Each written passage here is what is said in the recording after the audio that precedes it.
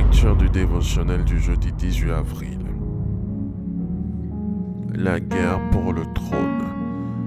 2 Samuel chapitre 3.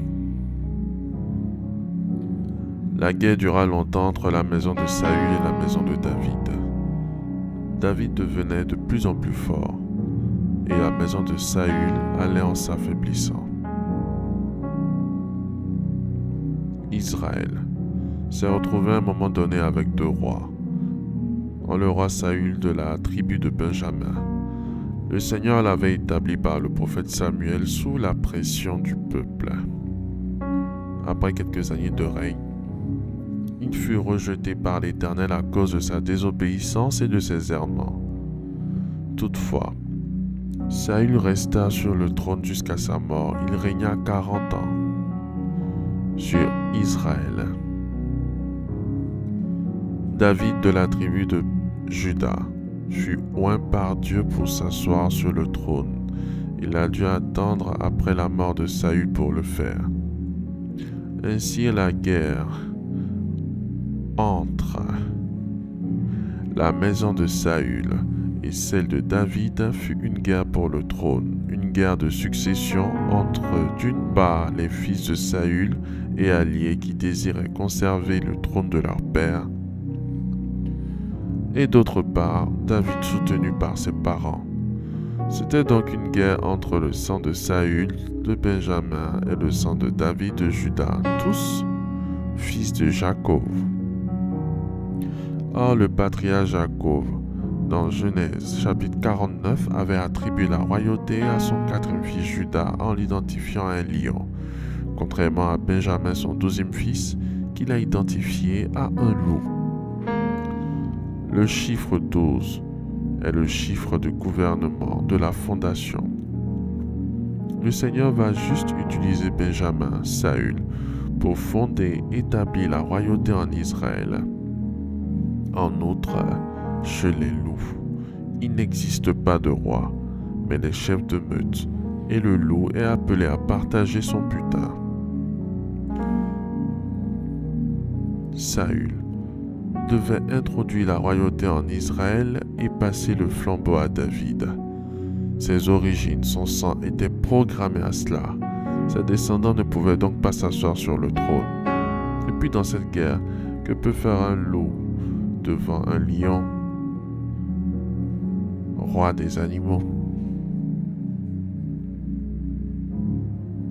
C'est vrai que David avait été oint par Dieu comme roi, mais également l'identité de son sang le qualifiait à s'asseoir sur le trône et à le conserver. Bien-aimé, s'asseoir sur un trône est une position, un placement divin.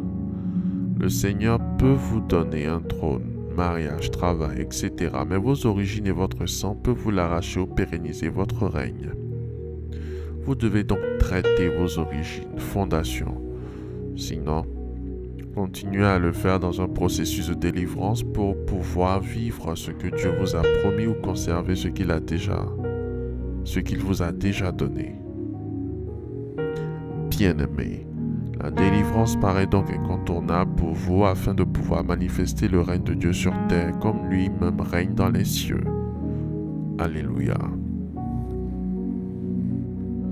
Faites cette prière avec moi. Dites après moi.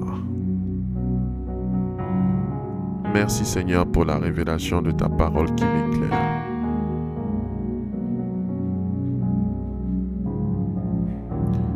Merci Seigneur pour les trônes sur lesquels je suis déjà assis et les trônes qui me sont réservés au nom de Jésus.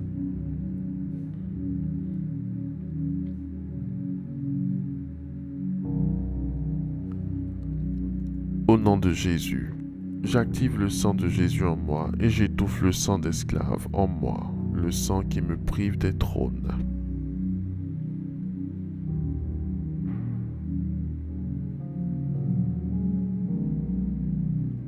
Au nom de Jésus, j'active la royauté de Christ dans ma vie et je revendique tous les trônes qui portent mon nom.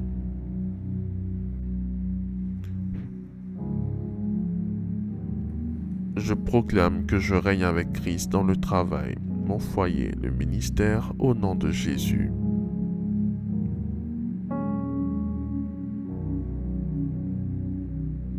Merci Seigneur pour mon exaucement. Au nom de Jésus-Christ. Amen. Amen. Amen.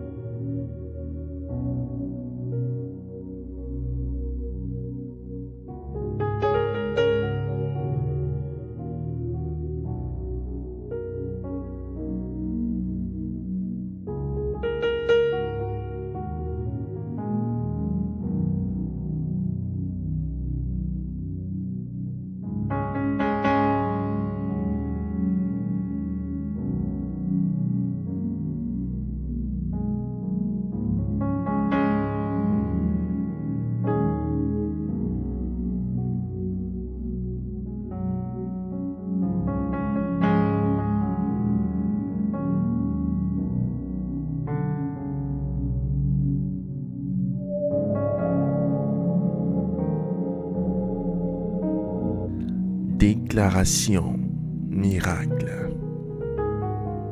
Le dévotionnel de prière est disponible au siège principal de l'église Ambassade des Miracles, Cocody à Toban, derrière le commissariat du 30e arrondissement, à proximité de la CGRAE.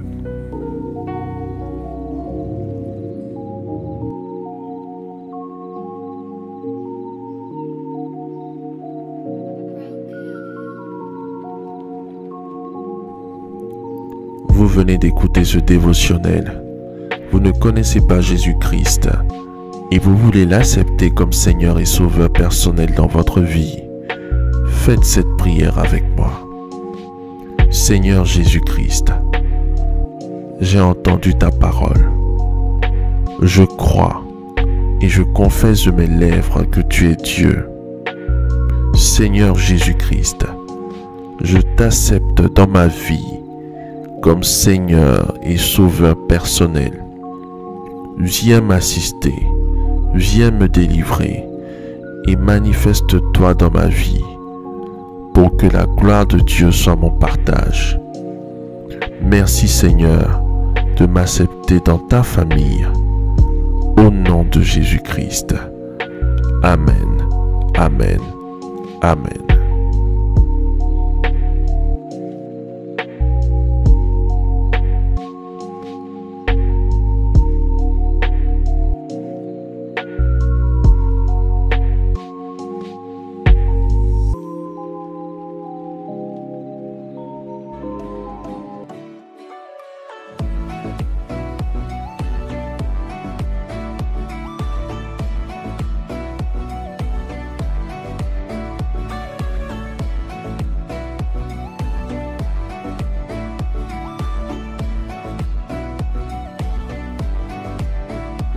Déclaration miracle.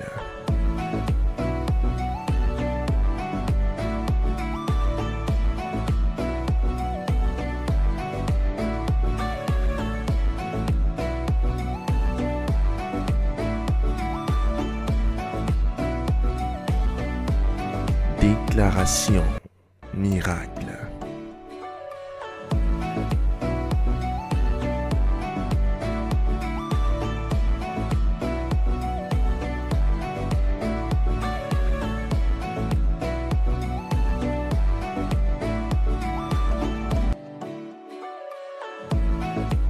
Crois en toi.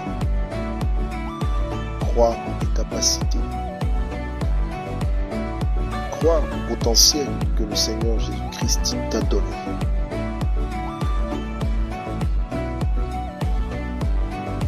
Ne laisse personne te faire douter de la merveilleuse personne que tu es.